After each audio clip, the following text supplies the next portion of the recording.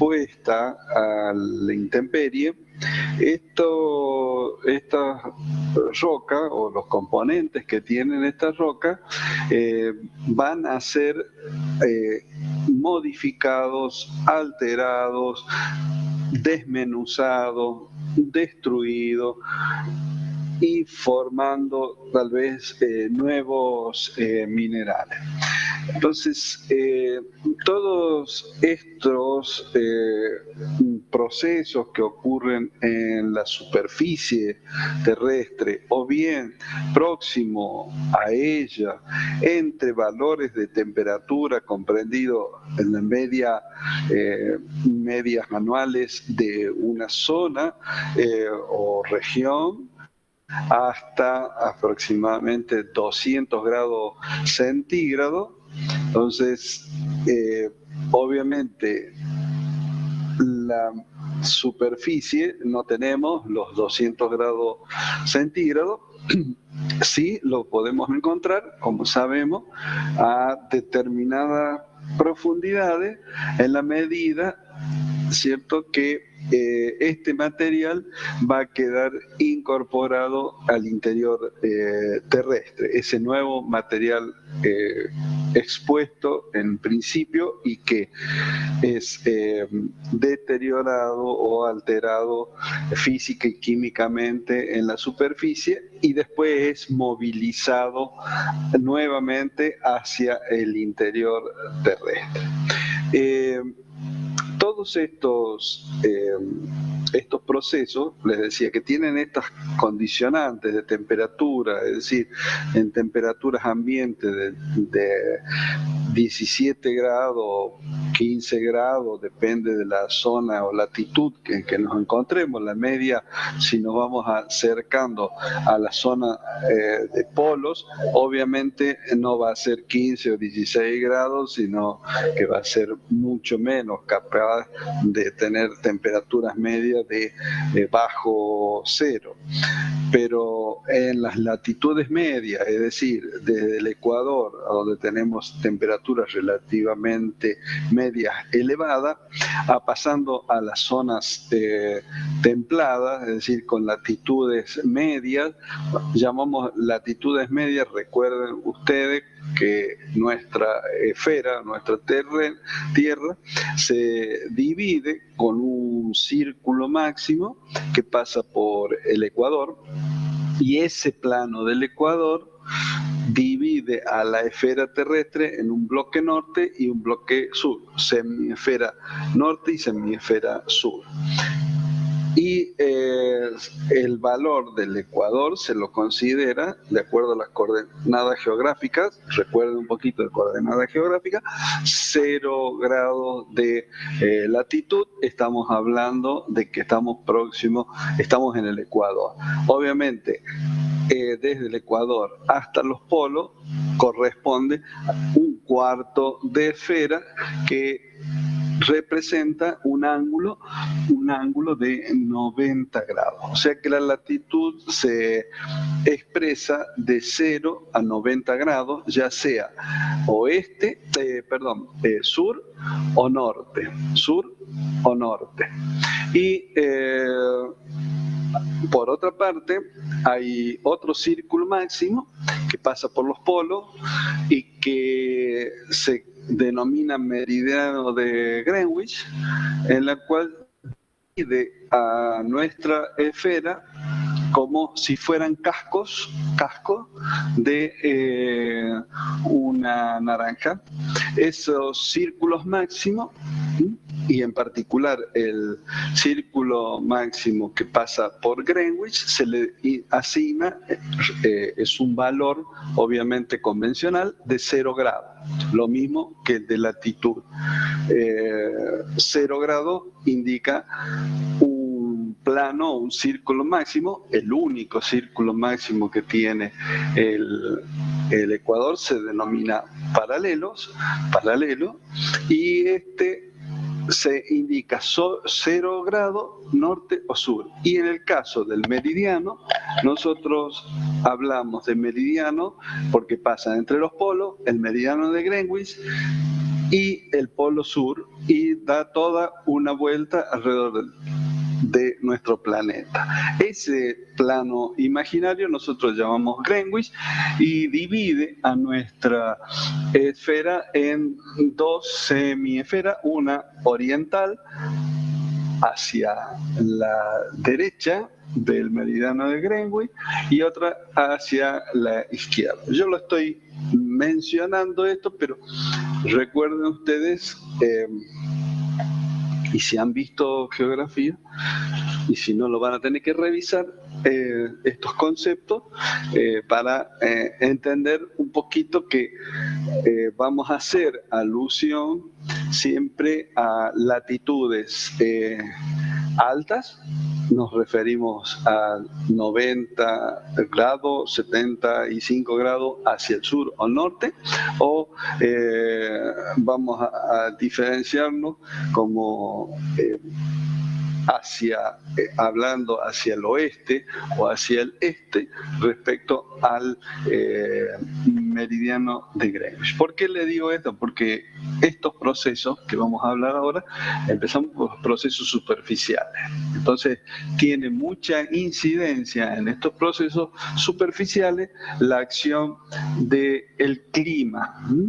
Entonces, nosotros vamos a tener, por ejemplo, en zonas templadas de latitudes medias, es decir, de latitud sur o norte media, en la cual los valores de temperatura pueden estar rondando en estos valores que yo le digo, de 15, 14 grados centígrados, y que en verano pueden aumentar significativamente. Obviamente, si un área continental está próxima al mar, va a tener un comportamiento, una evolución en los minerales que están expuestos en esos lugares a la influencia del mar y de los efectos de humedad y de sales que el mismo mar va aportando al medio circundante. Si yo me ubico en una zona de latitudes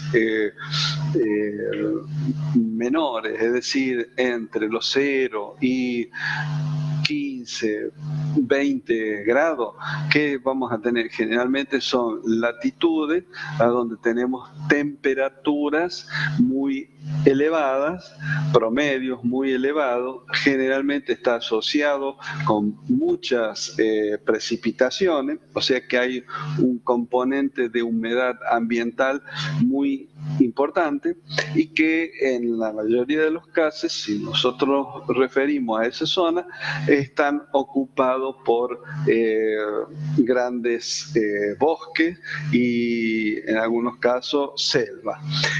Esto le digo porque todos estos elementos van a ir jugando después a posteriori en todos los procesos superficiales, que lo vamos a tratar de ir mencionando en la medida en que los tengamos presentes en lo que vaya a hablar. En los procesos superficiales, la fuente de energía principal está dada por el Sol. El Sol es el agente que provee la energía suficiente para que se ocurran estos procesos superficiales. Por ejemplo, de lo que yo les hablaba, en el proceso de evaporación del agua del mar, ¿qué es lo que hace el agua? El vapor de agua, ¿qué hace el Sol? Es provocar o producir el calentamiento de la superficie de un mar, la agitación de esa superficie, de esas moléculas que posee la superficie, y por lo tanto se desprende del líquido como gas. Es decir, el Sol, en ese caso, contrarresta la fuerza de la atracción de la gravedad. Situación esta que se invierte cuando la acumulación de estas moléculas es muy importante, entonces adquiere un peso y nuevamente la gravedad puede ejercer su acción y con ello hacer descender el agua en forma de precipitación. Obviamente que yo es una descripción de lo que está ocurriendo. No estoy explicando los fenómenos en sí mismos de cómo hace el agua para ascender, cómo hace para concentrarse, sino que en determinado momento adquiere un peso y precipita. Precisamente lo hace en forma de agua o líquida, o bien lo hace en forma sólida como nieve. Elementos de estos que cuando caen en la superficie terrestre se van a desplazar o por la superficie misma o por el interior terrestre. Ahora, cuando se pone en contacto, cuando ya se pone en contacto con los materiales que están en la roca, en la superficie terrestre, que son minerales y roca, estos comienzan a actuar y comienzan a realizar las transformaciones que conducen a la formación, vamos a ver, después de los sedimentos.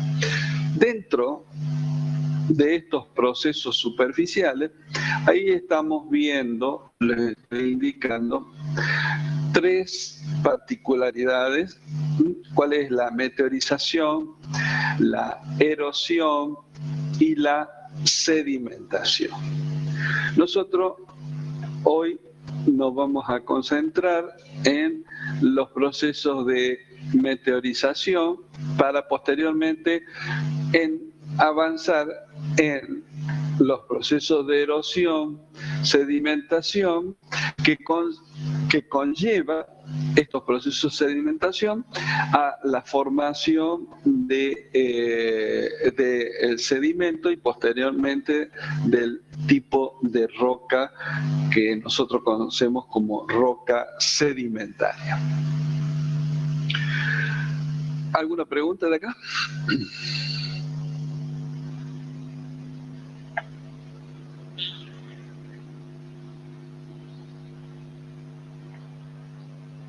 ¿Todo bien? ¿Se entiende lo que trato de hablar? ¿La qué?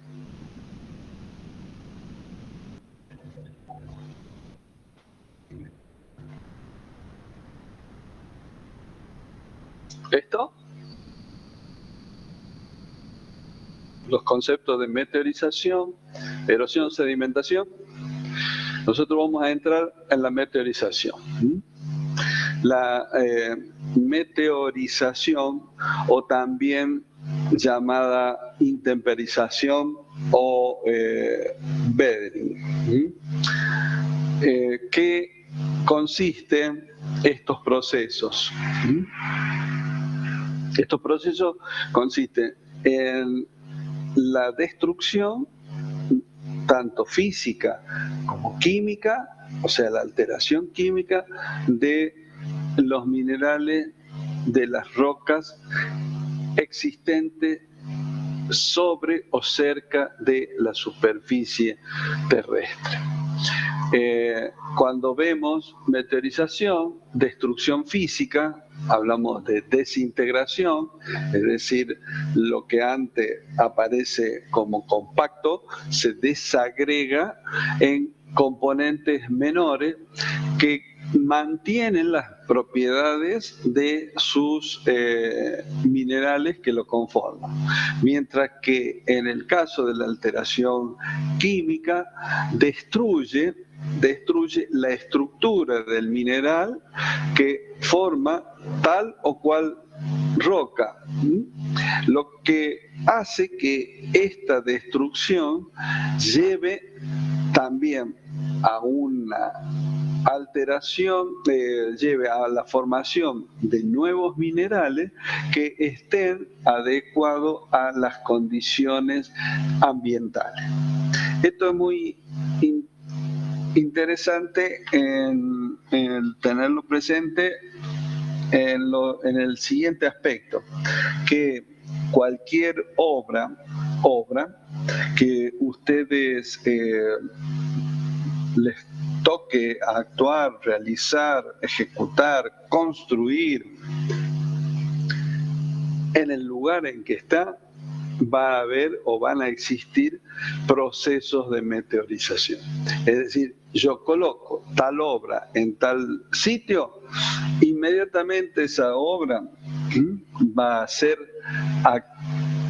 atacada, si cabe la expresión, por estos procesos físicos, químicos e incluso bioquímicos. Por lo cual, este es el sentido de ver estos procesos de meteorización. En los procesos, no sé si alcanza a diferenciar, aquí se ve un resto, un núcleo de una roca que otrora tenía este tamaño, bien compacto, y sin embargo hoy lo podemos encontrar de esta forma. ¿Qué significa esto? Eso sufre un proceso de decamación, de exfoliación, es decir, los componentes minerales se van separando de la roca original, adquieren un mayor volumen por la presencia de agua en sus componentes que han sido alterados químicamente. Entonces, si yo tengo que realizar algún tipo de construcción, obviamente yo siempre voy a tratar de buscar los minerales que estén, o las rocas que estén más sanas, y remover estas particularidades. Esto, por supuesto, es un ejemplo nomás. Lo mismo lo que puede ocurrir, en este caso no se aprecia por el tono de la fotografía en blanco y negro, está expresando estas variaciones que puede ver en el interior de una roca. Pueden ser procesos de alteración química que pueden ser producto de estos procesos de oxidación o hidrólisis. Cuando hablamos de meteorización, lo podemos. Meteorización, entonces, podemos hablar de todos aquellos procesos en la cual lleva a la fragmentación de roca, de minerales, en piezas más pequeñas, pero que no pierden, ¿no es cierto?, como tal, sus propiedades originales. Cuando este tipo de meteorización, al no alterar a estas componentes menores en que se ha fragmentado, mantiene estas propiedades que originalmente tenía la roca. Pueden ser propiedades físicas del mineral o propiedades químicas de ese mismo mineral. Cuando hablamos de meteorización mecánica, nos estamos refiriendo a dos procesos que pueden dar lugar. La fragmentación por hielo, la descompresión, la expansión térmica, la actividad biológica. Es decir, que estos nombres, fragmentación por hielo o también crioclastación, la descompresión, expansión térmica y actividad biológica son algunos de los tipos de meteorización mecánica que vamos a tratar de ir viendo. Lo que están viendo acá es una representación de lo que ocurre con rocas de un macizo rocoso. Lo que es blanco es el hielo, y lo que está en colores marrones claros, pardos, amarillentos, son fragmentos de roca. Ustedes acostúmbrense a lo siguiente: cuando uno ve una roca a nivel de mano, la vamos a ver muy compacta por lo general. Pero cuando vemos a las rocas, esa misma roca que podemos tener en nuestra mano, verla en el contexto natural, en un contexto natural, yo las puedo ver como las veo en esta imagen. Si ustedes pueden apreciar este aumento que hago adrede de la imagen, ¿cómo puedo ver a este conjunto si no lo veo como una unidad? Y no tengo como referencia ninguna otra información, nada más que estoy viendo desde lejos un bloque ascendido, una montaña, pero no puedo identificar sus características, aunque puedo observar, como estoy viendo acá, tonos blanquecinos,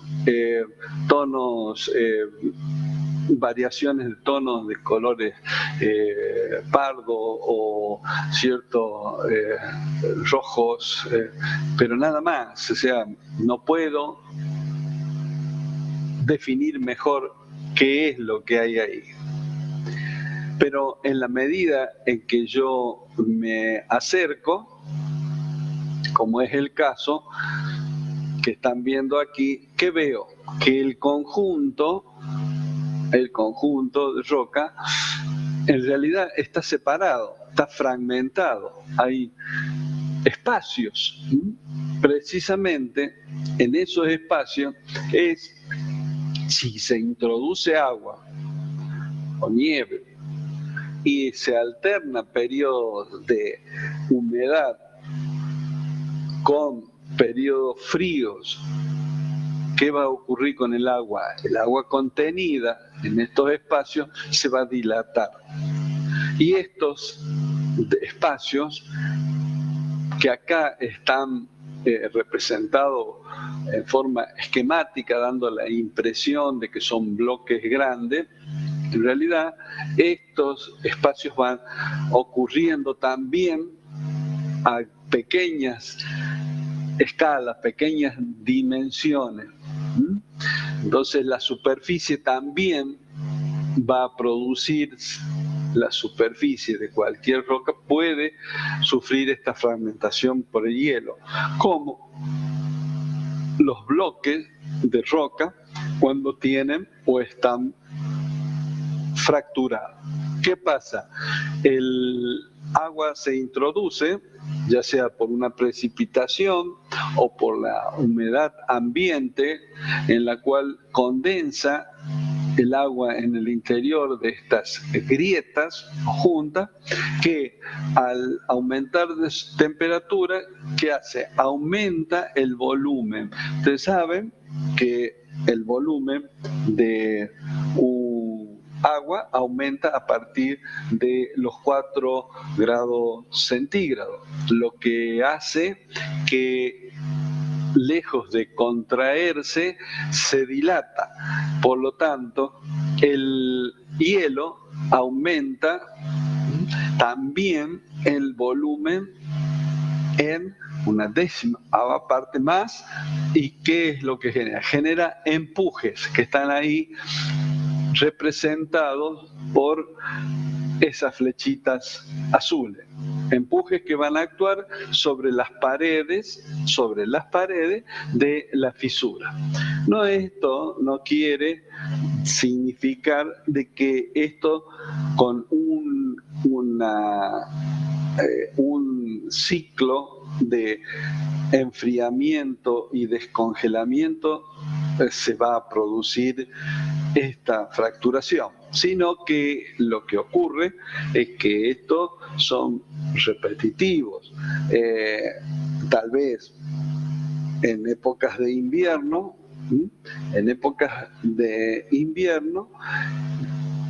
aumenta la posibilidad de que las temperaturas desciendan y entonces el agua contenida en esas grietas se congele. Al subsiguiente día vuelve a enfriarse más nuevamente, vuelve a dilatarse, y la alternancia de estos periodos de frío durante el invierno o descongelamiento en primavera, ¿qué es lo que va a hacer?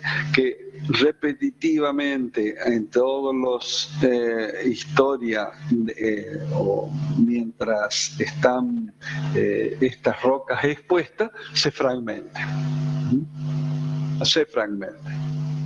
Acá está representando un bloque que es desplazado de una posición que yo la debo asumir original, y en esta zona en donde no hay ninguna pared que lo contenga. Obviamente, ¿qué es lo que voy a hacer? Esta cuña de hielo pugna por empujar a este lado, a este bloque, separarlo de este otro bloque, y esta pequeña cuña aquí tiende a levantarlo. En definitiva, el resultado final es la inclinación y la apertura. Si esto sigue el proceso, se va a ir introduciendo, la cuña va a hacer más grande hasta que finalmente cae.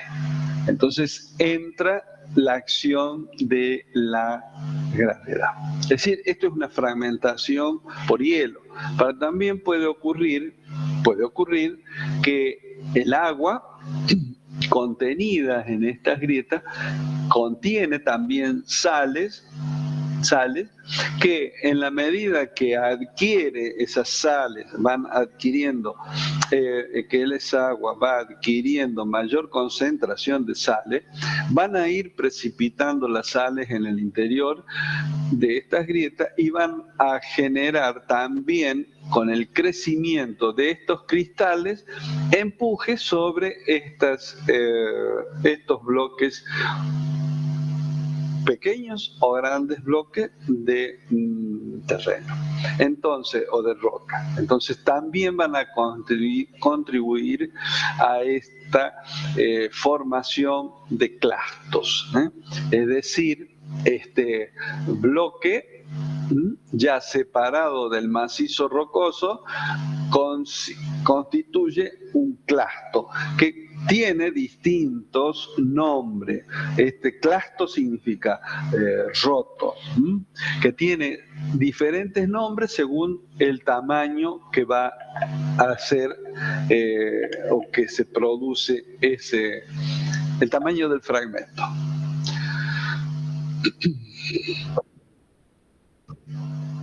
Clasto es la expresión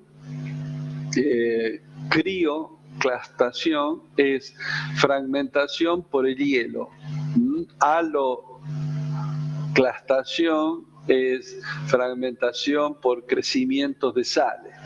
Lo más común, obviamente, en las áreas más elevadas, más frías, es la crioclastación. Clasto significa roto, te diría. ¿Está?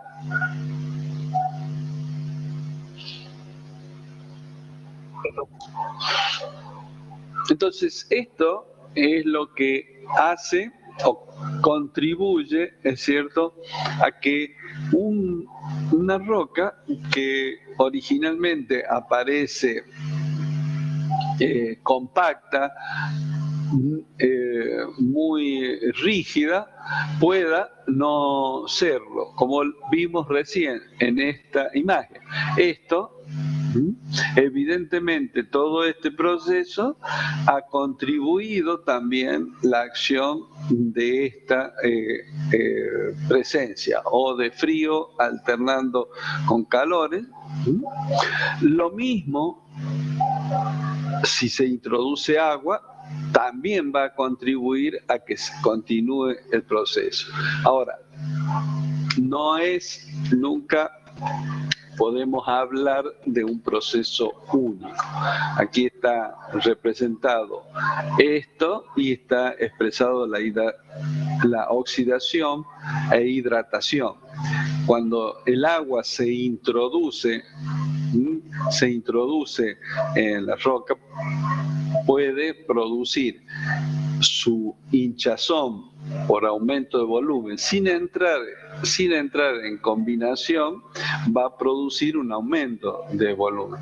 Si a eso se le incorpora la acción de química del agua, entonces va a producir una alteración, o si la presencia misma del oxígeno del aire va a producir la oxidación.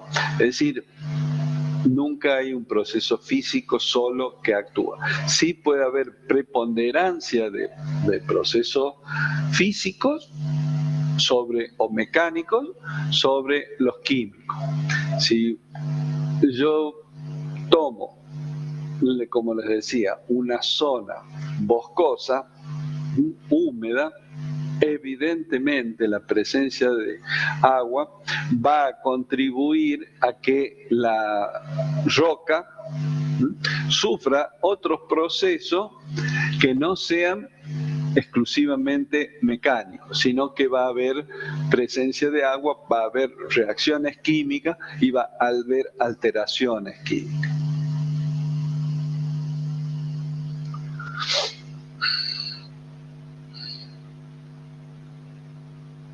La meteorización química, como estamos viendo, es una descomposición, es decir, se rompe la estructura interna de los minerales. ¿Por qué? Porque obtengo de esas sustancias minerales elementos químicos que yo voy a utilizar para formar tal vez un nuevo material o un nuevo, en este caso, depósito. Veamos que para que esto ocurra, el que más importancia adquiere, como lo están leyendo, es el agua. Porque el agua, por su carácter polar,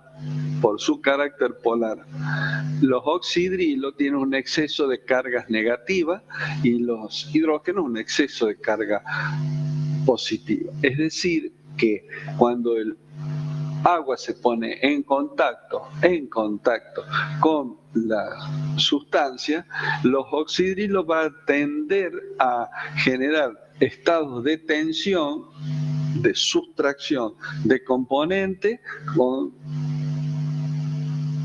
electrones, con cargas positivas. Por ejemplo, el oxidrilo va a tratar de unirse con o extraer componentes de sodio. Y el hidrógeno componente de cloro. ¿Por qué? Porque pongo en contacto agua con cloruro de sodio. Cloruro de sodio es una sal. Entonces, el agua se comporta como un electrolito y capta o trata de captar los componentes químicos positivos o negativos según la carga que tenga prevaleciente. Es decir, destruye la estructura de ese mineral. ¿Cuáles son estos procesos? Principalmente la disolución. Es que en la disolución pueda participar también una cierta cantidad de ácido con el agua. También puede ser contribuir una cierta cantidad de ácido. Ese carácter ácido se lo da el agua de lluvia, que en presencia del anhídrido carbónico del aire, va a producir un bicarbonato. Y ese bicarbonato es un carbonato o ácido carbónico, es un ácido débil capaz de generar entonces alteraciones en la estructura del mineral. La oxidación, esto es un elemento, pierde electrones durante esta reacción, el componente que se oxida cede sus electrones, por lo tanto se altera. Y la hidrólisis es la reacción química cuando el agua interviene o en las reacciones químicas. Los iones hidrógeno, generalmente ácido, atacan y sustituyen a otros iones de la roca.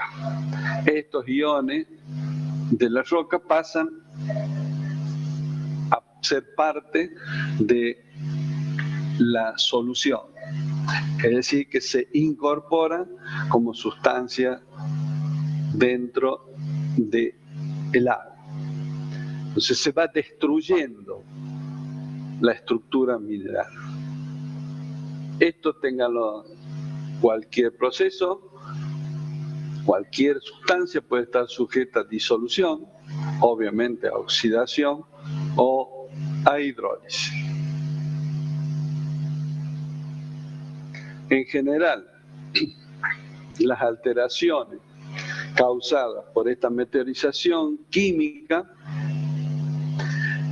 primero, descompone aquellos minerales más inestables. Los minerales más inestables son aquellos que por lo general se han formado originalmente o están presentes en roca que originalmente estaban con altas temperaturas o altas presiones, que lo hacen más proclive a su alteración al encontrarse con menos presiones, menos temperatura. Entonces, esos minerales son los más inestables. Si nosotros tenemos en consideración la serie de reacción de Bowen, veíamos que los primeros minerales que se formaban en un magma, por ejemplo, eran los silicatos ferros magnesianos. Precisamente esos silicatos ferros magnesianos, en definitiva, cuando quedan expuestos a la superficie, son los más inestables y por lo tanto pueden ser alterados químicamente.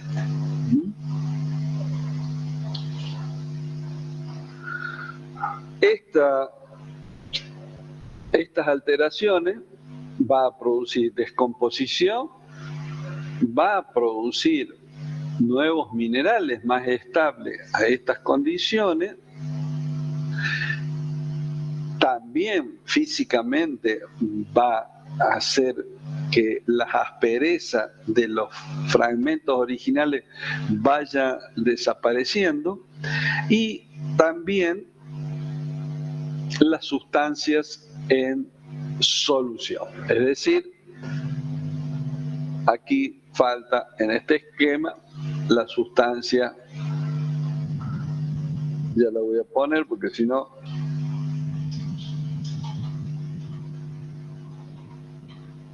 estas sustancias en solución son las que surgen del agua que se ha puesto en contacto con la roca, que los ha disuelto y las ha incorporado en su ser.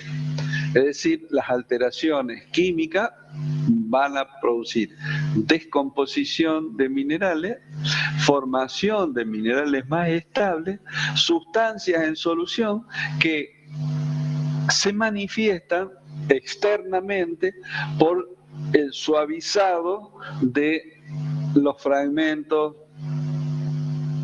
o bordes de las rocas. ¿Podemos seguir acá?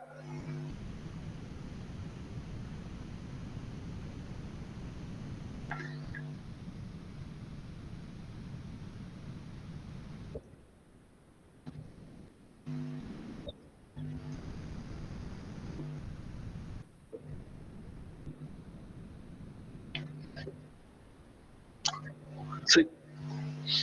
Se incorpora el anhídrido carbónico del aire en combinación con el agua.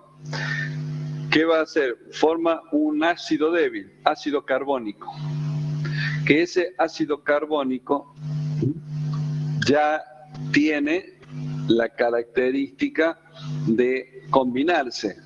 Por ejemplo, formar bicarbonatos, porque obtiene de la roca, por ejemplo,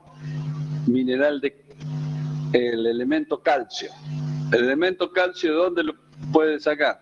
Y bueno, lo puede sacar de las plagioclasas cálcicas. Entonces, la plagioclasa, que contiene calcio en su estructura, ese calcio se incorpora como se disuelve y se incorpora como bicarbonato el agua, que es la forma, obviamente, de incorporar sales, el agua. Que después, ¿cómo lo comprobamos esto que yo digo? Bueno, muy sencillo. Tomen agua, la calientan, la hacen hervir y queda una pátina blanquecina. Esa es la sal que precipitó, que antes yo la veía como un líquido, el agua. Entonces, el agua tiene sustancias en solución. ¿Me sigue la idea? Entonces, esas sustancias en solución provienen de la acción de esos cambios químicos por la presencia de estos minerales menos estables, de esta sustancia, me perdí. Por la presencia de la formación de estos ácidos débiles. Pues ya lo vamos a ver un poquito en algunas reacciones.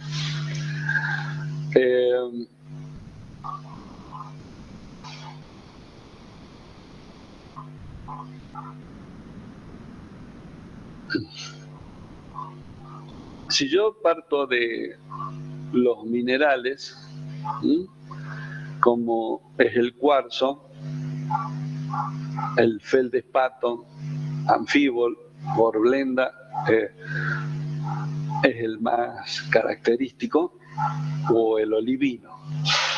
¿Sí? Estos son los minerales originales, que se forman de una roca, cuarzo y feldespato, por ejemplo, la tiene el granito. Entonces, ¿qué es lo que hace? ¿Qué es lo que hace la acción, en particular la hidrólisis de estos componentes, de estas sustancias minerales? Forma, por un lado, granos de cuarzo. Es decir, hay un proceso de fracturación, pero hay un material en solución, sílice, es decir, sílice coloidal, está en estado de solución. Un feldespato puede formar un mineral de arcilla, puede estar sustancias en solución, sílice, potasio, sodio, calcio. Estos componentes, todos estos materiales en solución, son los que en definitiva después se van a movilizar con el agua. Se van a movilizar con el agua y se van a ir desplazando por la superficie o por el interior del terreno. ¿Qué quiere significar esto?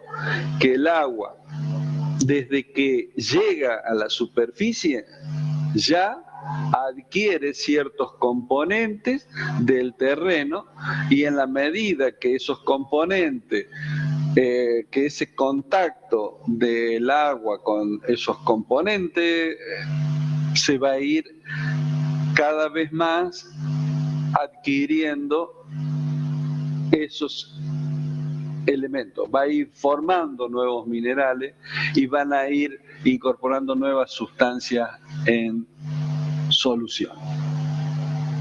A ver, si yo tomo un vaso de agua, le pongo agua y la bebo, vamos a sentir un cierto sabor agradable. Si yo tomo agua destilada o agua de lluvia, no voy a sentir el mismo sabor, es decir, es un sabor metálico, es diferente. Esto me está indicando la presencia de esta sal.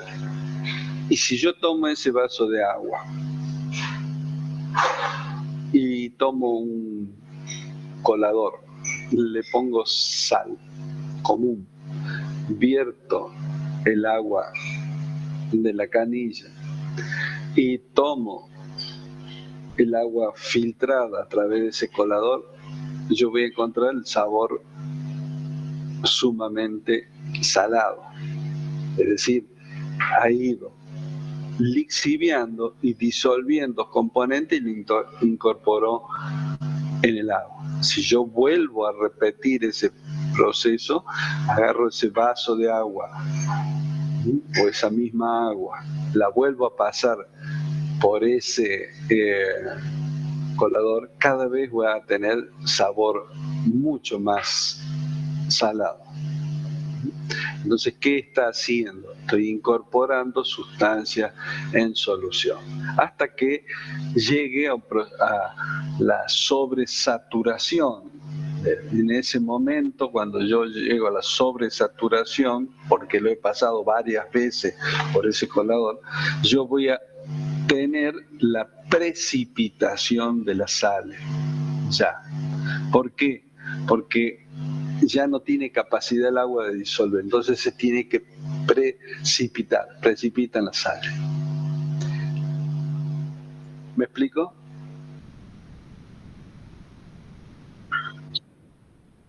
Bueno, veamos un mineral ferromagnesiano como el olivino. Puede formar hematites, que es un óxido férrico, una limonita, limonita es un hidróxido férrico, es óxido férrico hidratado, el limonita. El anfibol también es un óxido férrico hidratado. Es decir, estos son todos nuevos elementos químicos que aparecen a partir de este mineral. Es decir, son nuevos productos residuales, y esto las sustancias en solución. El olivino puede dejar en solución magnesio. ¿Por qué? Porque es un silicato de hierro y magnesio, puede ser un silicato de magnesio o puede ser un silicato de hierro. El otro componente se va en solución. El resto forma este nuevo mineral.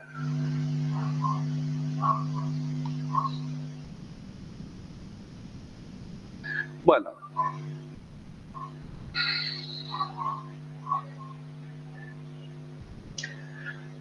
voy a pasar a otros transparencias porque esto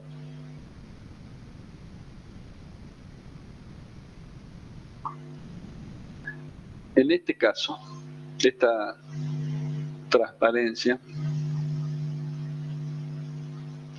ustedes ven que hay una disposición: olivino, anortita, augita, horblenda, albita, biotita, ortoclasa, microclino, muscovita y cuarzo. Esta serie, ordenada de este modo, yo tengo el olivino.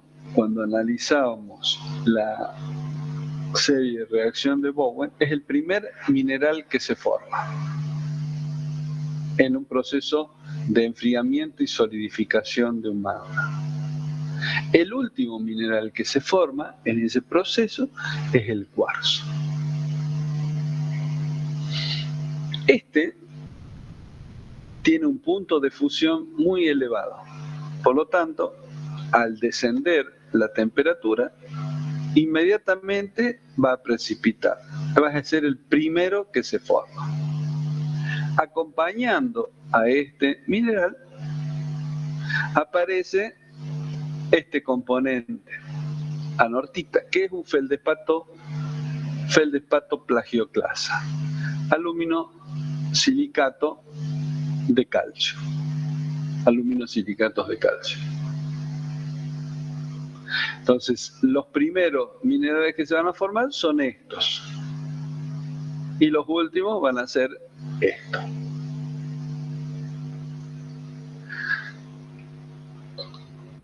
Sí.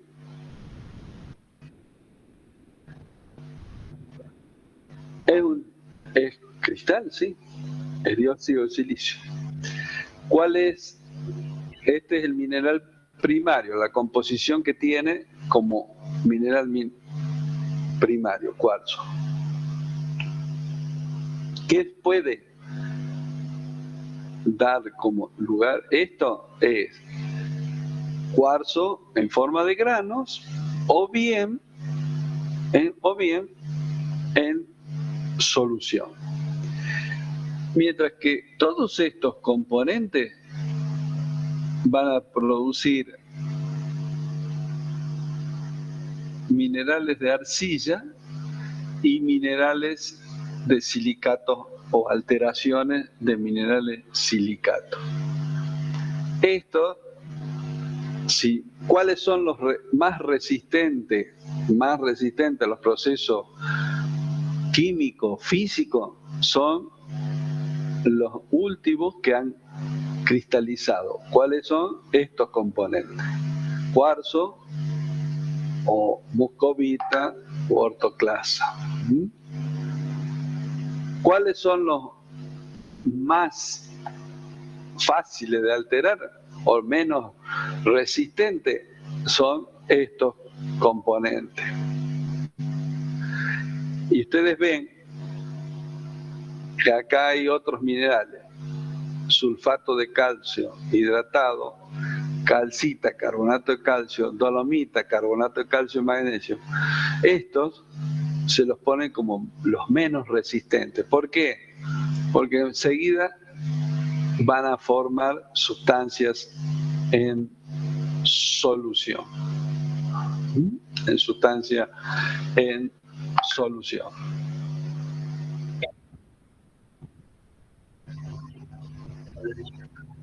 ¿Cuál? Estos no, están presentes. Lo que ocurre es que son fácilmente de alterar. ¿Ah? Eso es solamente esto. A ver, lo que ustedes están viendo acá es una instantánea. Entonces, una instantánea de lo que podemos observar en la naturaleza y podemos entender o explicar cómo se han formado. Por ejemplo, los minerales de arcilla. ¿Por qué aparecen los minerales de arcilla? Y bueno, porque todos estos minerales pueden dar lugar a la formación de minerales de arcilla. Pero esto no quiere decir que todos estos minerales desaparezcan. No, hay una gran parte que van a formar estos minerales de arcilla. ¿Me sigue la idea? Siempre esto es así, es decir, uno está describiendo lo que encontramos y tratamos de entender por qué ocurre lo que ocurre, cómo evolucionan los minerales nuevos que se forman en la superficie terrestre. ¿Cuáles son los factores que afectan a la meteorización? El área o superficie,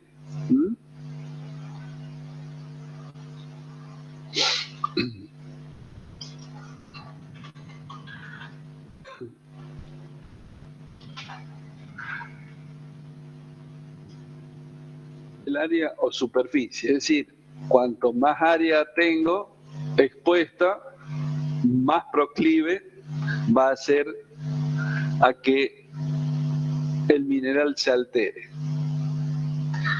o el mineral o una roca. El clima, ¿cómo interviene el clima? Bueno, el clima, si nosotros tenemos temperaturas elevadas, evidentemente la temperatura junto con la humedad, si hay humedad, va a dar pie a que haya transformaciones de disolución, oxidación o hidrólisis. Entonces, esas transformaciones va a producir que la roca se altere más fácilmente. Una roca como el granito va a transformarse en un mineral, en nuevos minerales, y también va a formar arenas.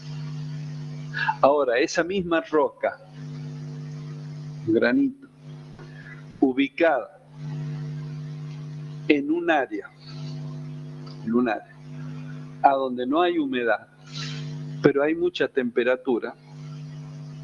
Si hay mucha temperatura, imaginémonos que está en un área árida, sin jugo, seca. ¿Qué es el elemento que puede participar aquí? Es la temperatura. Entonces, en las áreas secas, generalmente áridas, lo que ocurre es que puede haber descensos significativos de la temperatura entre el día y la noche.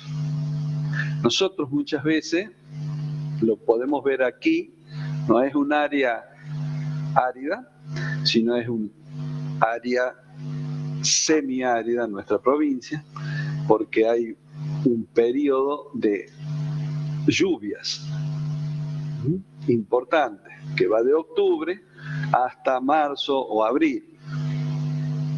En las zonas áridas, generalmente los periodos de lluvia son muy efímeros, capaz que llueva en una o dos lluvias lo que llovió todo el año.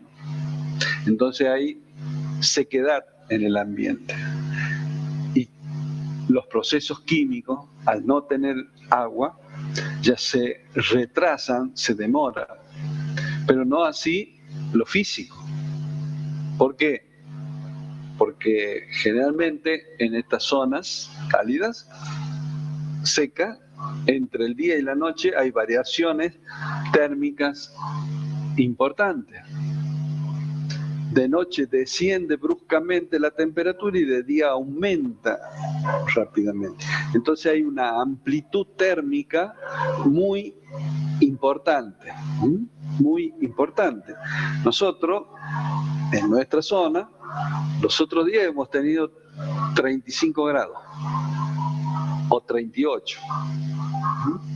Y hoy, día por medio, hoy tuvimos una mínima de 5 grados. Entonces estamos viendo que hay una amplitud térmica de más de 30 grados. Entonces, ¿qué es lo que hace? La temperatura dilata los cuerpos, los minerales los dilata. Pero como son diferentes minerales, cada uno tiene su punto o tiene su coeficiente de dilatación. En general, los minerales claros lo que hacen es reflejar la luz, no adquieren mucha cantidad de energía durante el día. Y si la adquieren a la noche, son los que la van a ceder más rápidamente, es decir, hay una contracción versus aquel otro mineral que es más oscuro, ha adquirido mayor energía calórica, entonces a la noche la desprende con menor, le va a llevar menor tiempo. Entonces,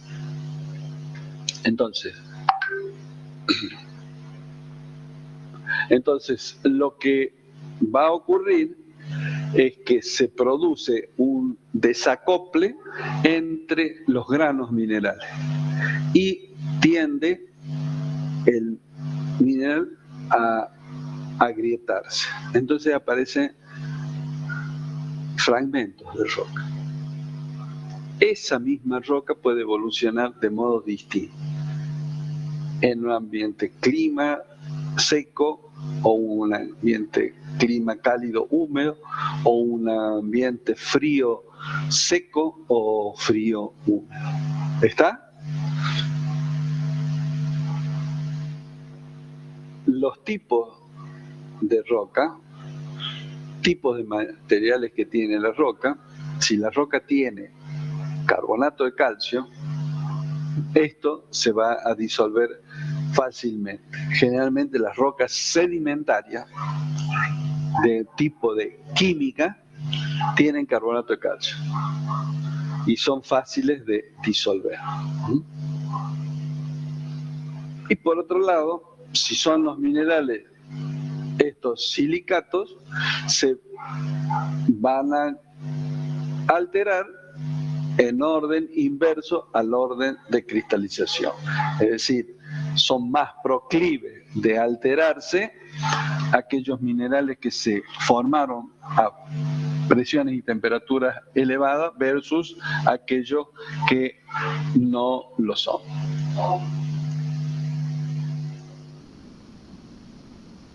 Sí.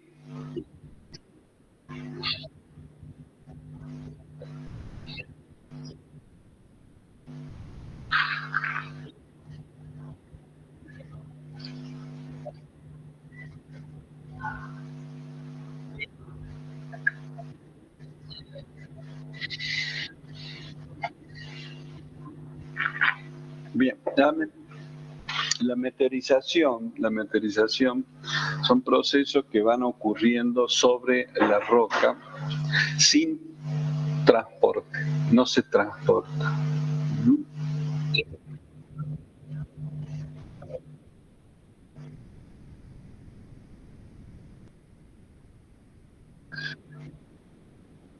Bueno, por supuesto, esto es lo que yo le digo, usted tiene una roca, una obra, lo que sea, en tal zona. A ver, yo tengo un lugar a donde hay fuertes vientos, por ejemplo.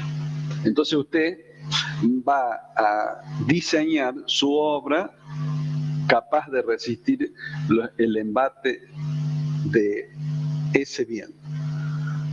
Pero esto es por una acción de empuje del aire sobre esa estructura.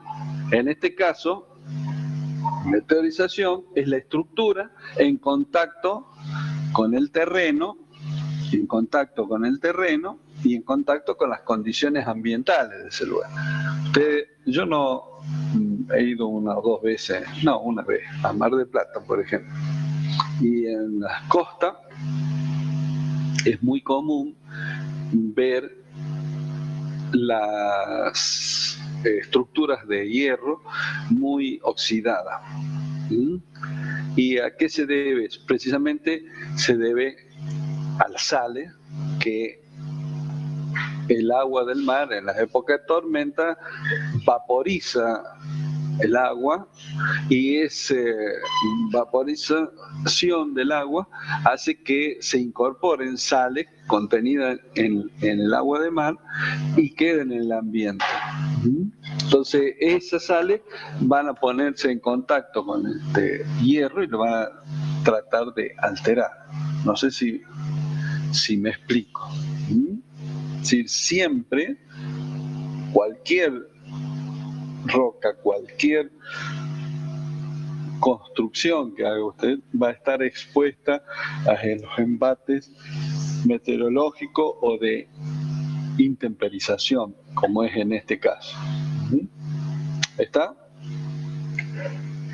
Entonces, acá tenemos la serie de reacción de Bowen, los primeros en cristalizar y los últimos en cristalizar. Los menos resistentes a la intemperie son este conjunto de minerales. Los más resistentes son estos. ¿Por qué? Son más resistentes relativamente, porque estos ya se forman a temperaturas, a presiones, fundamentalmente presiones relativamente bajas y temperaturas también bajas, de 650, 700 grados. Mientras estos lo están en 1200, 1300 grados centígrados.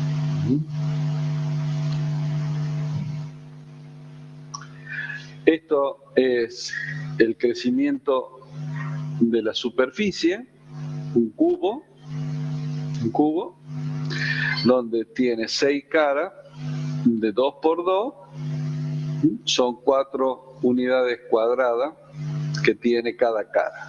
Por las 6 caras va a tener 24 unidades cuadradas. A este mismo cubo está dividido por este plano, por este plano, por este plano, 3 planos. Vemos que esta cara tiene una unidad cuadrada. Por 6, acá tenemos 6 lados, tenemos 6 unidades cuadradas. Y son 1, 2, 3, 4, 5, 6, 7, 8 cubos.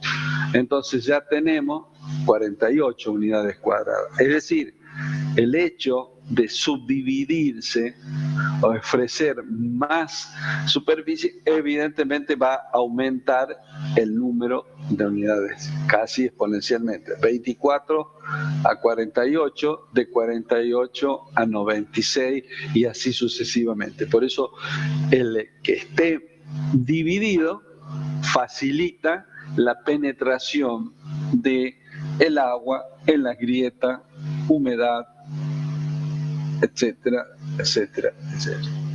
Esto es, únete y serás más fuerte. En otras palabras. ¿Me explico? Sí.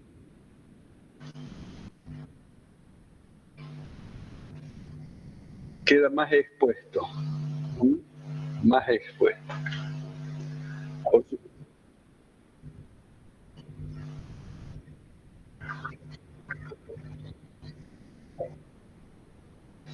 Posibilidad. Exposición, exactamente. Va a estar más expuesto el mineral. Pues no es lo mismo que yo ofrezca solamente estas caras, que ofrezca esta y las otras que están por dentro. ¿Está? Si nosotros vemos el agua, ¿cuál puede? Esto que ustedes ven aquí, su influencia,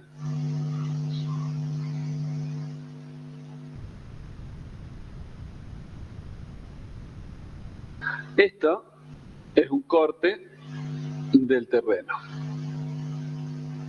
Entonces, una de las situaciones es que el agua, por una parte, puede escurrir por la superficie. Entonces va desgastando la superficie. ¿Verdad? Pero también puede introducirse en el interior de esta roca y disolverla. Entonces aparecen estas oquedades. Esto es por disolución. ¿De qué componente?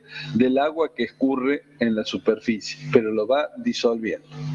Ahora, esto es un factor dinámico, es decir, esto es erosión. Ahora,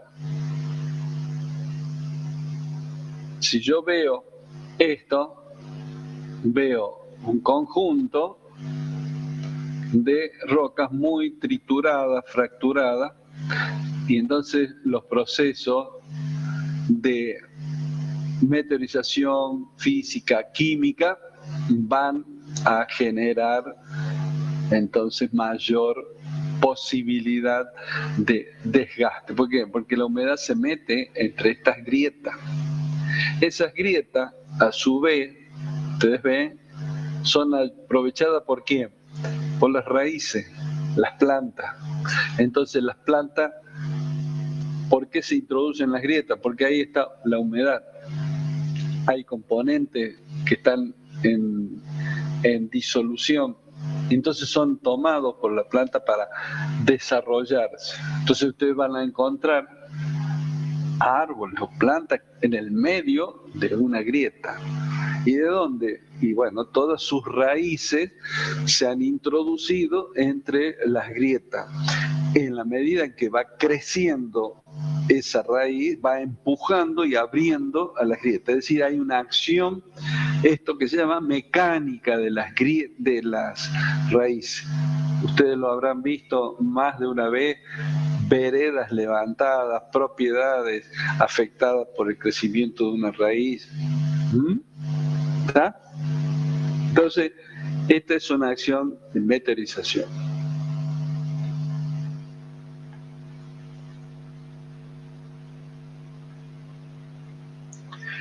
Lo que estamos viendo aquí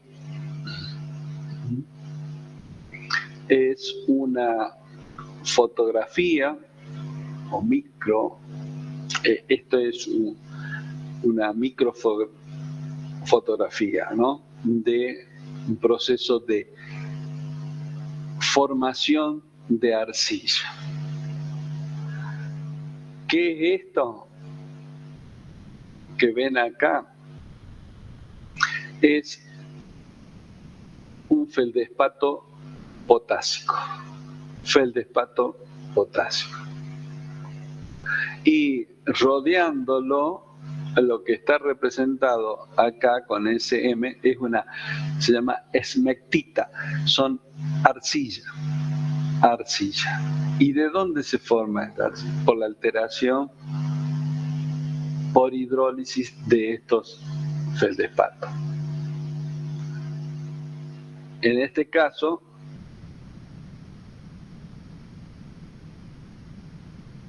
lo que hay aquí es cuarzo mezclado con arcilla, esmectita. Y esto que ven acá como un plano es mineral muscovita. Entonces tenemos un granito, el feldespato potásico de un granito, tenemos las muscovitas, que también están presentes en el granito, y tenemos cuarzo. ¿Y qué es lo que aparece en conjunto? Arcilla. ¿Cómo queda? Por la alteración hidrólisis de estos feldespatos. Por supuesto, esta es una microfotografía que es decir, se trata de ilustrar, como dice acá, la formación, la alteración de una roca granítica a partir del feldespato potásico, donde se altera en vermiculita, que es una variedad de arcilla, vamos a verlo después, y una esmectita que también. Entonces esto está expresando lo que va ocurriendo con una roca granítica, que es una roca dura, que está en gran parte presente en la corteza terrestre.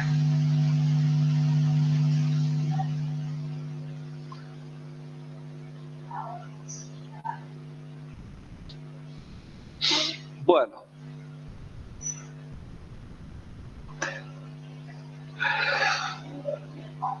en los procesos de alteración, nosotros,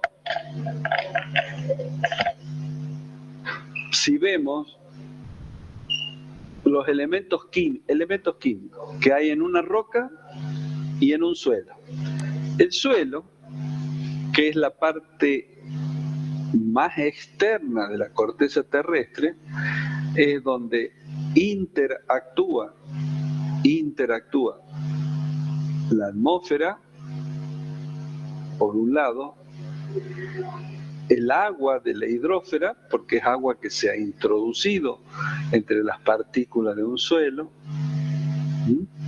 la acción de los vegetales, las plantas, por ejemplo, o pequeños animalitos que están desplazándose por el interior del terreno, lombrices, por ejemplo, gusanos, hormigas, todos contribuyen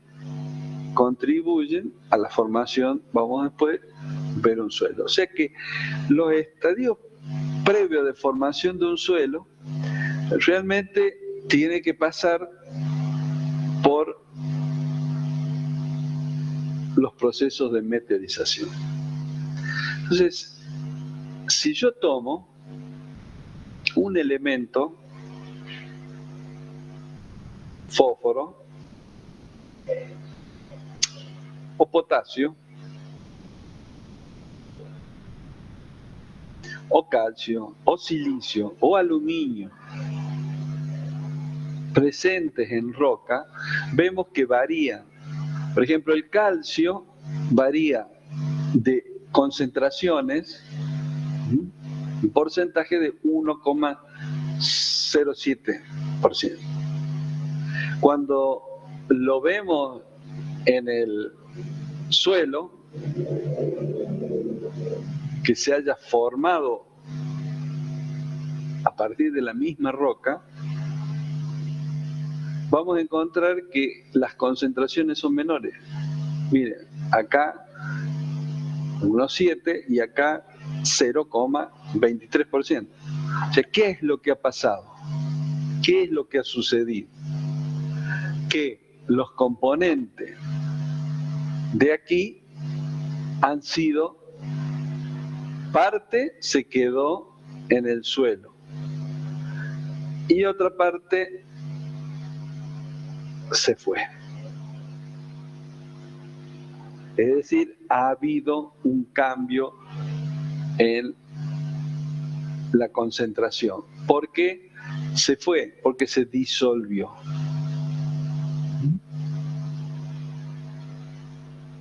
Ustedes tienen el aluminio en un 7,68% en roca. ¿Y qué es lo que vemos en el suelo? Que hay una concentración importante. ¿Qué significa? Que el aluminio se va concentrando en la medida en que aumente los procesos de meteorización o alteración química.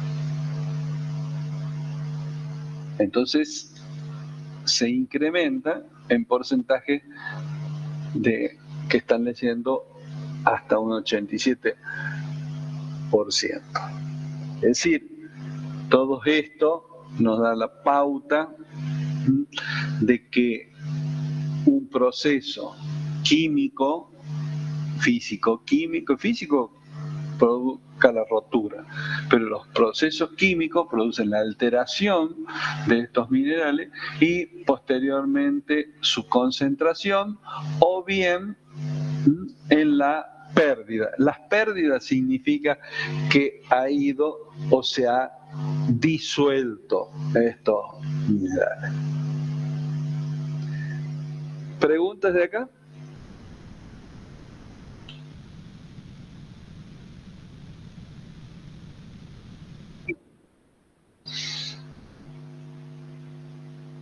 ¿Será que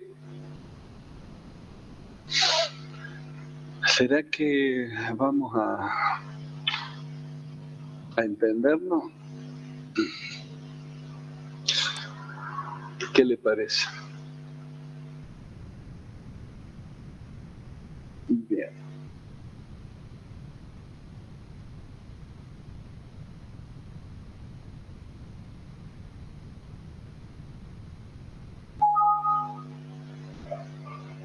El resultado de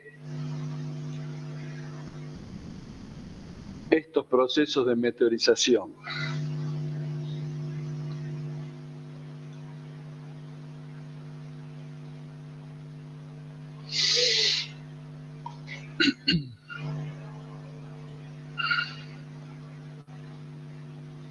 Lo que están viendo aquí es una ladera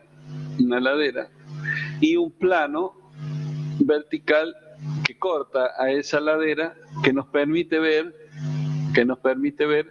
todo el conjunto. En la parte inferior, la parte media, en la parte superior media y en la parte misma o ya superficial.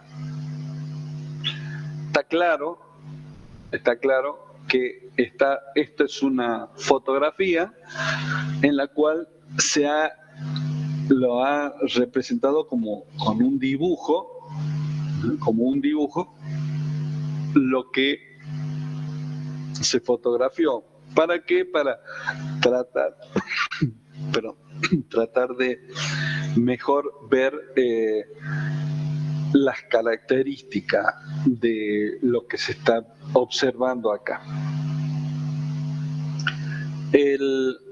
Aquí claramente vemos los bloques que están relativamente más sanos en la medida en que nos acercamos hacia la superficie.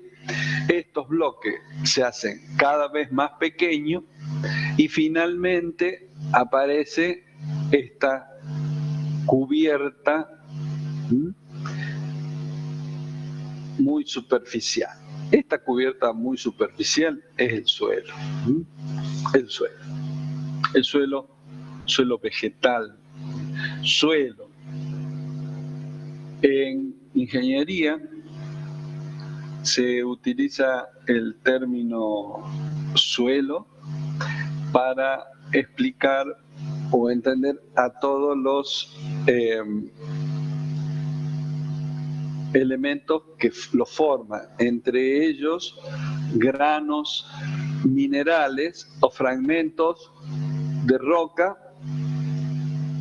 que pueden ir, que yo les decía, estos fragmentos de roca, de acuerdo al tamaño que tienen diferentes nombres. Entonces, acá no vamos a entrar por ahora para analizar el término suelo, los componentes del suelo, sino que vamos a analizar el conjunto de lo que están observando acá, a donde podemos ver bloques de roca que hacia la superficie se hacen más pequeños hasta transformarse en un suelo. Esta forma de representar o de esta forma de ver o lo que se presencia en este perfil está representado como grados de meteorización, es decir, cuánto ha sido alterada la roca original, qué tanto ha sido alterada la roca original. Todas estas líneas oscuras indican la presencia de grietas en la roca. Entonces, el conjunto de estas rocas con estas grietas, nosotros llamamos macizo rocoso.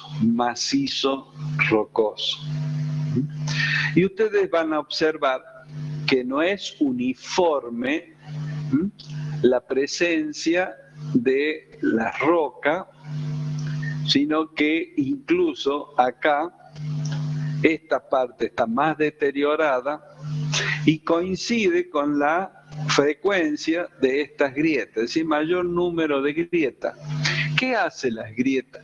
Y permiten que cuando precipite el agua se introduzca en el interior y vaya viajando por el interior de las grietas. Por lo tanto, va a ir alterando a la roca.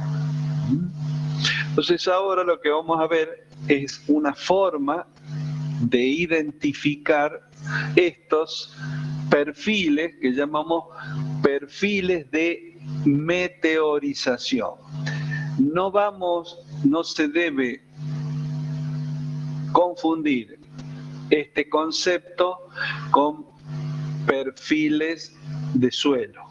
El perfil de suelo es lo que se puede observar en esta parte superior, que eso lo vamos a ver con más detalle en las próximas clases, y donde muchos de estos procesos de hidrólisis y oxidación lo vamos a tratar de ver desde el punto de vista químico. Así que, viendo esta gráfica, vamos a pasar a la transparencia siguiente, donde es una clasificación de grados de meteorización de un macizo rocoso. Esta es una clasificación del año 1981 de la Sociedad Internacional de Mecánica de Rocas.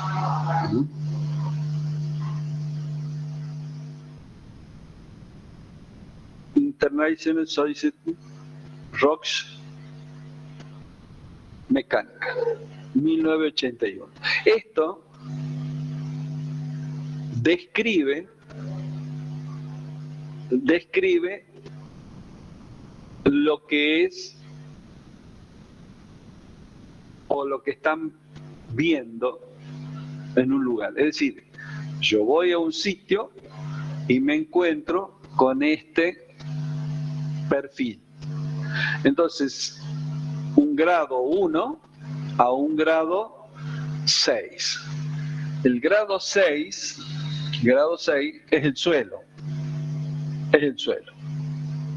Es decir, el material rocoso se ha transformado totalmente.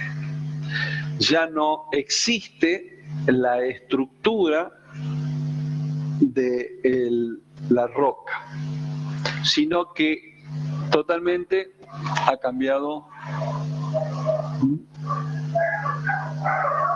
las características de los minerales ahí.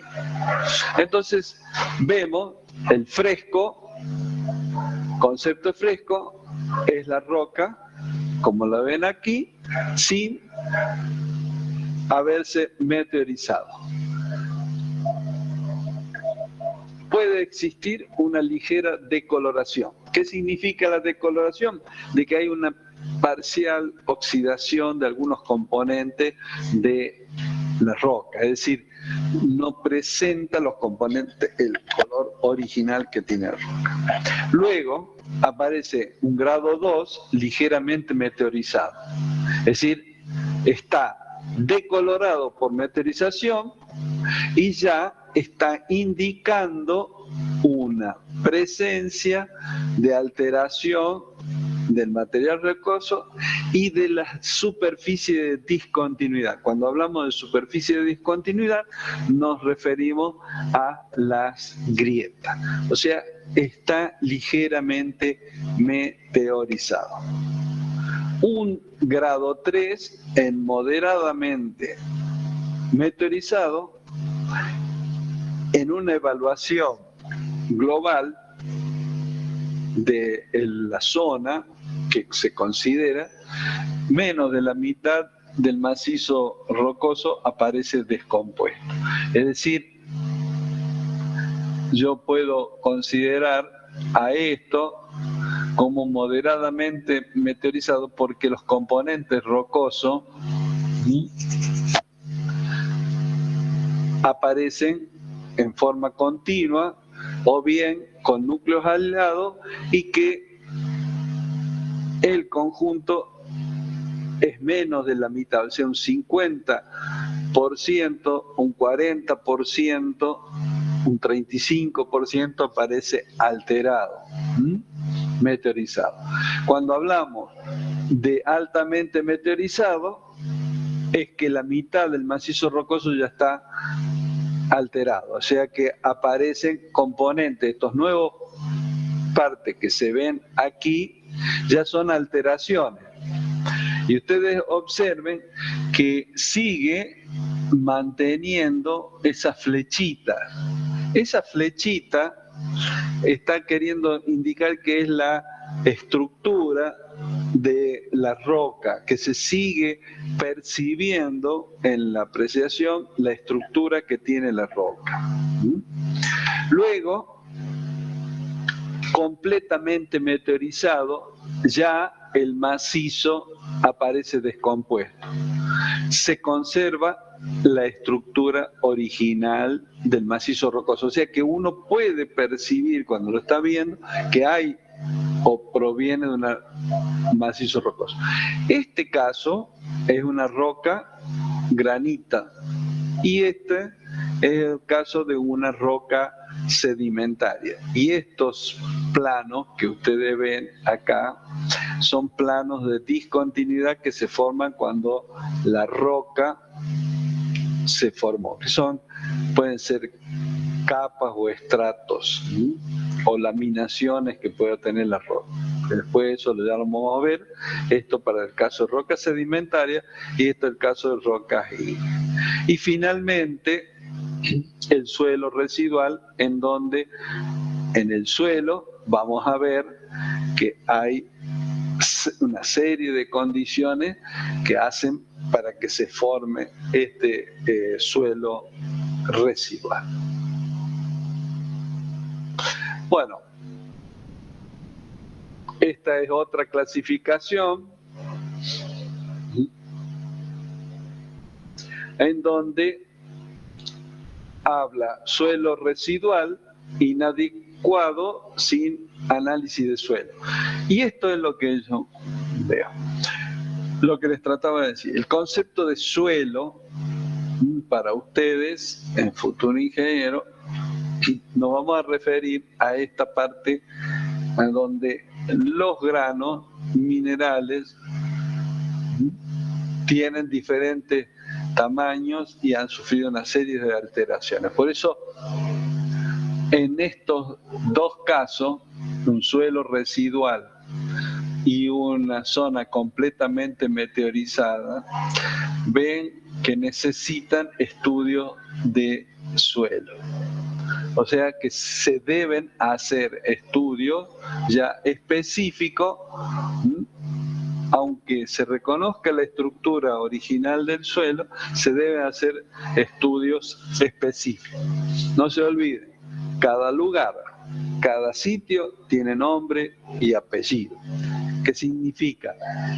Que todo sitio tiene que ser debidamente estudiado en todas las variables que se necesitan para el análisis del suelo. Bueno, si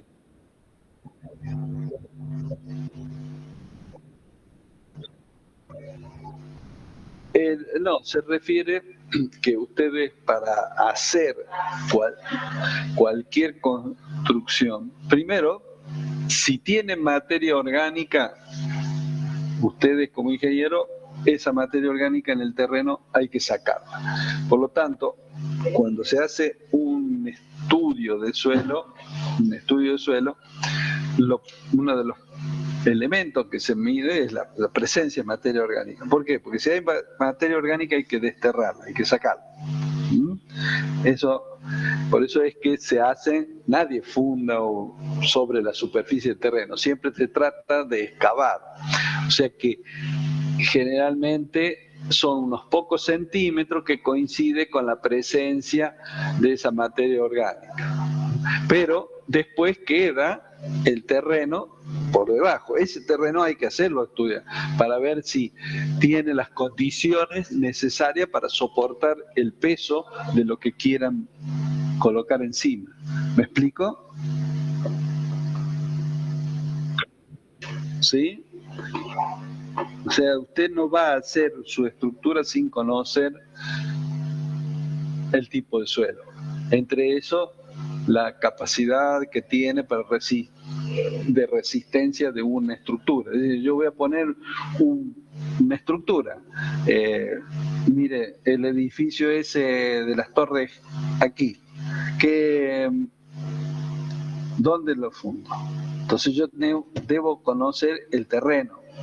En este caso, como es un edificio de altura, entonces yo necesito conocer más allá, más abajo del propio suelo. Generalmente el suelo está al 1,5 metros, 2 metros de profundidad, no más. Ya después aparece este material.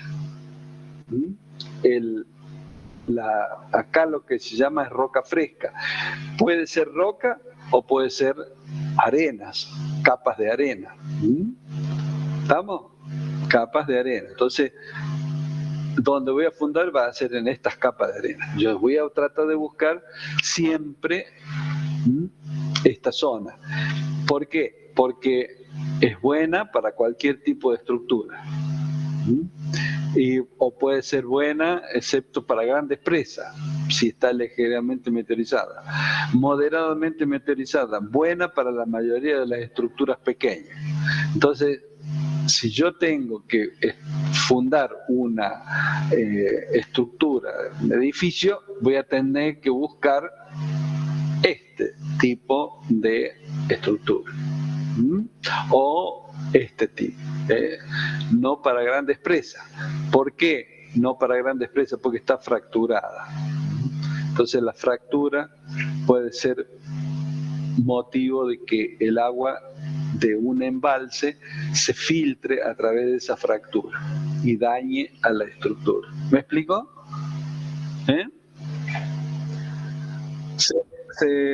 ¿Se entiende lo que estoy tratando de ver? La importancia de caracterizar este estudio de un perfil de una zona determinada.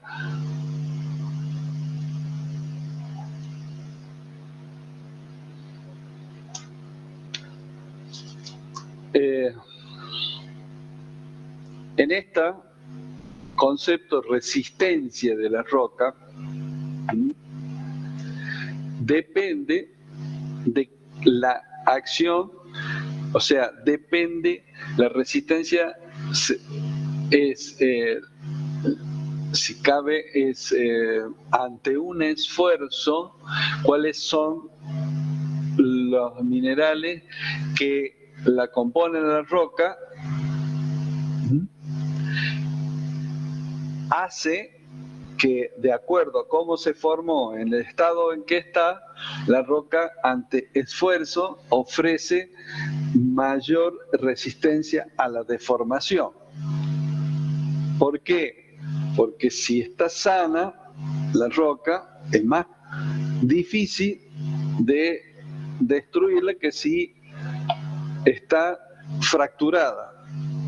Entonces, el concepto de resistencia de la roca tiene que ver con la respuesta a la que tiene la roca ante esfuerzos que actúan sobre los minerales que la componen esa roca. ¿Está? ¿Sí? Veamos. ¿Cómo?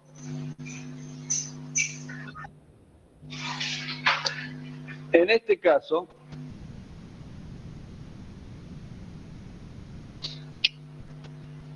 una forma de describirla como suelo firme o roca muy resistente es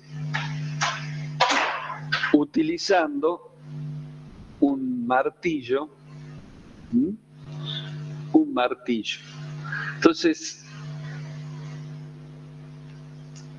yo puedo decir, se rompe con un golpe firme de martillo. Es decir, yo tengo un martillo, no un martillo chiquito, sino una masa, yo la golpeo a la roca y la rompo. Entonces yo puedo estimar un valor de presión, megapascales, que es capaz de soportar esa roca. Entonces, esta descripción y estimación de resistencia en el terreno se basa en las características que pueda tener la roca. Y para eso utilizo, mire, la uña. Con la mano, yo agarro la roca y la rompo, se me rompe con la mano. Bueno, entonces tengo que es capaz de resistirme, tiene esta resistencia, megapascales, que es capaz de soportar el terreno. Una roca blanda, yo tengo un elemento punzante y lo hinco a la roca y se rompe. Entonces, ahí estoy definiendo algunas características en base a estas, a la uña, a la presión que ejerzo con la mano, a la presión que ejerzo con un elemento punzante, con un martillo, una masa, y después esto que habla de rebote del martillo, o sea, yo golpeo y el martillo me vuelve, entonces puedo expresar un valor de megapascales, es decir, esta es resistente. También hay otro instrumental que se llama martillo de Smith, que es una punta en la cual se carga como un rifle de aire comprimido, no sé si alguna vez, un resorte, en la cual uno tiene que cargarlo y punzar a la roca. En función de la reacción que recibe, tiene un valor que es estimado. Pero estos son valores estimativos. Esto significa que si ustedes van a un lugar, a una zona y eligen dónde trabajar, bueno, pueden hacerlo con estos criterios. Bueno, esto, los grados de meteorización, 1, 2, 3, 4, 5, de acuerdo a estos grados de meteorización, ustedes pueden establecer mínimamente estos valores que podrían tener. Este valor de megapascales de presión que es capaz de resistir esto que se llama RQD es un valor que ya se requiere, se mide con lo que se llama hacer perforaciones en una roca, obtener muestras de esa roca y si esos porcentajes de muestras se encuentran en estos valores, si yo perforo un lugar y no obtengo tramos de 10 centímetros de roca, entonces estoy con un grado de meteorización muy elevado. Bueno, estos son otros valores que no vienen al caso. Y aquí terminaríamos la clase. Ya entraríamos en la próxima clase con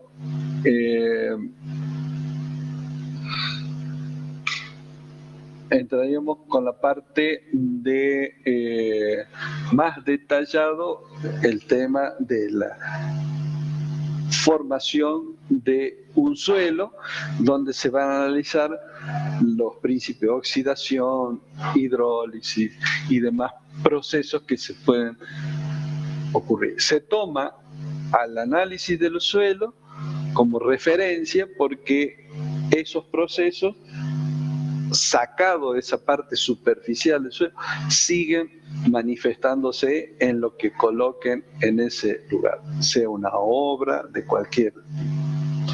Bueno,